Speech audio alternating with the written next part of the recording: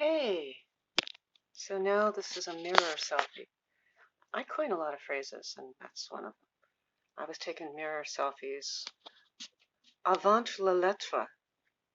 Avant la lettre means before there was such a term.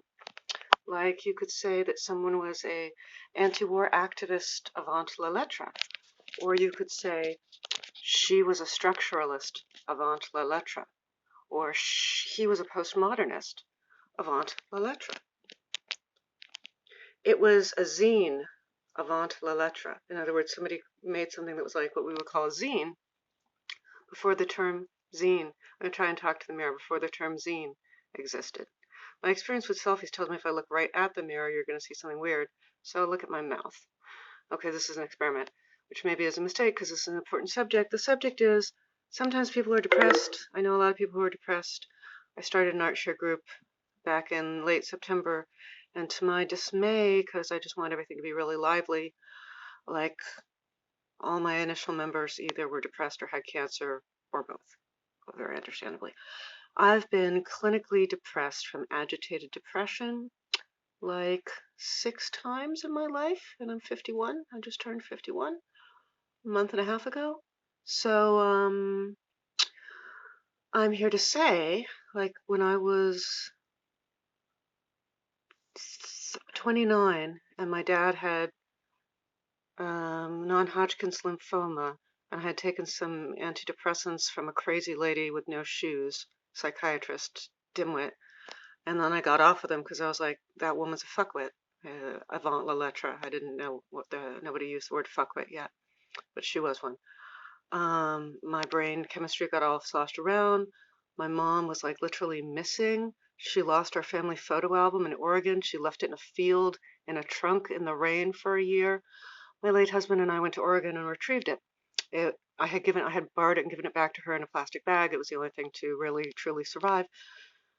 Lucky me. I hope I haven't lost it since then in all my boxes. Anyway, so I just thought my life was ruined and I didn't want to die, but I couldn't get together the motivation to take off my contact lenses. And for me, it's agitated depression, which means I'm kind of panicking inside all the time, and the panic becomes a paralysis, kind of like a deep in the chest, like paralyzing panic. And yet, Sunday night, I just got into bed with my boyfriend and suddenly was having one of the best experiences I've ever had since, like the last time it lasted 30 or 40 minutes, which is always how I feel afterwards. Like, that was the best time ever, except for the last time that it was like, full 30, 40 minutes, because that was the best time too. I'm going to just turn this up myself. I won't be able to see myself now. Anyway, if you're depressed, you probably won't be in 6 months to a year at the most. Maybe 6 weeks, maybe 6 days. So, I don't, some people, somebody on one of my chat groups was saying that he's been single for 5 years. I was single for 4.5 years before I met the person I married. Near the end of my marriage, things weren't going so well, and my husband didn't want to talk to me. He went from, I love hearing you talk, to, can't you stop? Can't you just talk less? Like, kind of overnight, around the time that The King's Speech came out with one of my favorite actors, Colin Firth. It was like he finally started listening because he was not as energetic as his miraculous health and youth was starting to decline. And suddenly he slowed down enough to actually listen to me. And he was irritable from not being as incredibly strong and energetic as he'd always been and Mr. Powerful. And he was listening for the first time and having to process information. And it went from love hearing you talk to just enough, stop already.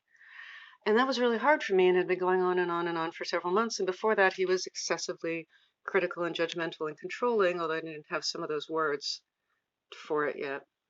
One of his proteges would later, when I did some therapy with her and told her some of the things he said in the last year and a half, said, that's cruel. And I was like, oh, cruel. That's a heavy word. I look a lot better in the mirror than I do on the screen. Anyway, so I would go in the bathroom and I would cry. I would sit on the closed toilet seat or the edge of I think the closed toilet seat. Maybe I would just stand, lean against the sink, the sink counter, the counter around the sink, something like that.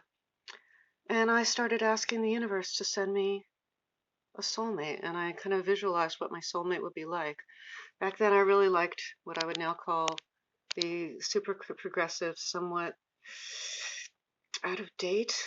Some consider it mockingbird, which means fake and pernicious, but I haven't done my own original research.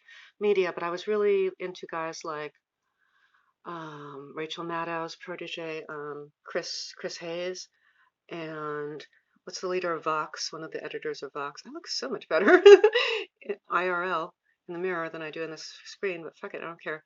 That's what filters are for. I'll be using blush or glamour or something like that. Um, the editor of Vox, dark hair, Jewish guy, adorable. Anyway, I was really into those guys. And I remember asking the universe, like, somebody like that, maybe somebody younger, somebody who grew up steeped in feminism. Well, I didn't realize that I should say, and somebody who has a peaceful relationship with feminism, because the man the universe gave me is beyond, in more than just friendly argument with feminism. Because, like a lot of things, he thinks that the cabal is just using it to turn us essentially into work slaves. Like if you take away a woman's opportunity to think, hey, maybe making a beautiful home and being a great cook and sort of having the psychological acumen to raise 3 kids is a perfectly wonderful career. No, no, I have to go work for some company I don't really care that much about and do things I don't really want to do. Then the cabal, the ruling class, can force all of us to work for them.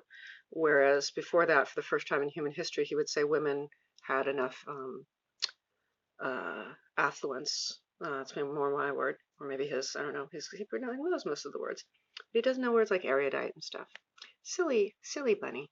Um, Suddenly there was enough affluence for American women to stay home and be, everything that a wife at home can be, which it can be a lot of things. It could be a lot of things. Um, Anyway, yeah, there's an argument there, and you wouldn't have to go so far as say the women didn't invent the feminism, because I think we certainly did. You could say that the cabal infiltrates every good idea we get. So the next time you encounter an idea that seems really progressive and kind and humanitarian, and a group that's promoting that idea, you might want to take a second look whether the ruling class has already co-opted and infiltrated it and fucked it up, because that seems to be the strategy.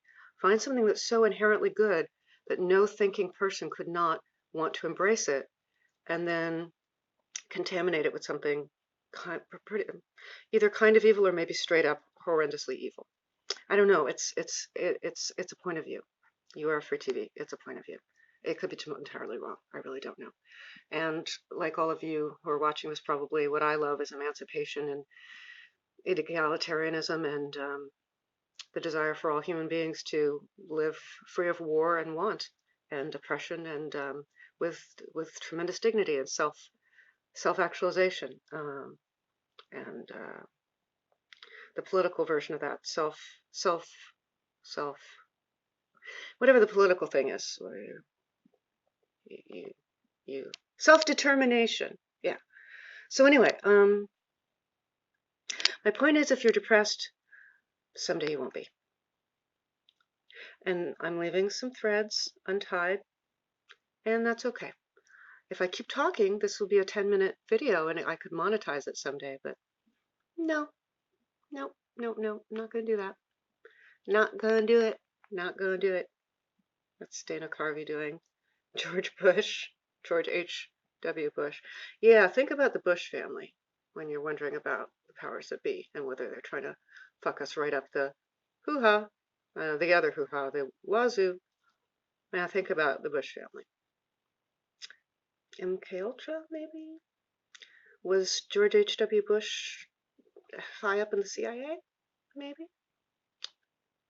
Are some Democrat dynasties pretty close and chummy with some Republican dynasties? Anyway, I mean, I've been a lifelong Democrat, and the ideals that would inspire someone to be a Democrat are absolutely my ideals. But there's two questions to ask: whether the architecture really gets you there, because Well, Marx just screwed it up. I mean, Marx screwed the pooch. He screwed up so bad. So bad. He just didn't even. I'm quite sure Stalin was not the Stalin of Soviet Union, and even what came before and even what came after was not at all what Marx had in mind, because he was trying to liberate humanity. And he fucked it up just like royally. And then also, what if somebody really evil took over your beautiful, wonderful, consciousness expanding, absolutely heart centered thing and poisoned it with the opposite of all that? That would be insidious. There might be insidious stuff. What? Okay, why is this about politics? Not about politics. But hey, are you depressed and are you thinking about something else now? Well, that's good. Um, there have been times in my life when I thought it was all over. There were about 6 times in my life when, to varying degrees, I thought it was all over. I thought there was no reason to go on. I thought there was no further hope. I thought my life had no further potential. I thought I had failed. All those things, some combination thereof. And I was wrong. Eventually I was happy again. And a friend of mine who was some kind of counselor said, you never know what fruit this period in your life might bear. And she was right. And then I think after knowing me through that period in my life, she didn't want to be friends with me anymore. And that's understood. God, I look really pretty in the mirror. Narcissism is beautiful to me. Anyway, that was Diane. And after we met in group therapy, which can be a harrowing experience for a shy person, after knowing me through that period, she disappeared on me. But she said what I needed to hear, which after the fact I went, oh, my friend who has psychology training was right. In the midst of my most great misery, the seeds of future happiness were sprouting. So I think the seeds of your future happiness are sprouting. And consider asking whatever deity, notion of divinity makes sense to you. It could be completely non-metaphysical. Whatever seems sacred to you, consider focusing on that and visualizing and yearning for your heart's desire and what you really most want. Okay, that's my human service pronouncement. Okay, crooked smile. One of my exes said something about my sly smirk. Oh, whatever. It's fine. He was a brilliant writer. What did he say? He described some cabaret singer braying like a drunken angel. She was braying like a drunken angel. Braying, drunken angel. Bye.